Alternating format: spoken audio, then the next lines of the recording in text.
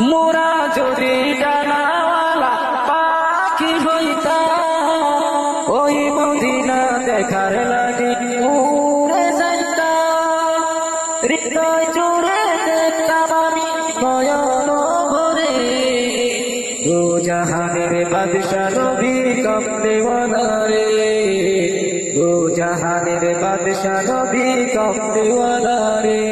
আমার মনের ঘরেতে আমি রেখেছি যারে, দু জাহানের বাদশা নবী কামলিওয়ালা রে, দু জাহানের বাদশা নবী কামলিওয়ালা রে।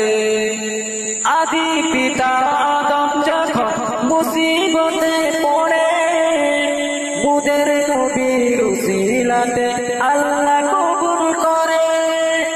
আদি পিতা আদম যখন মুসিবতে পড়ে,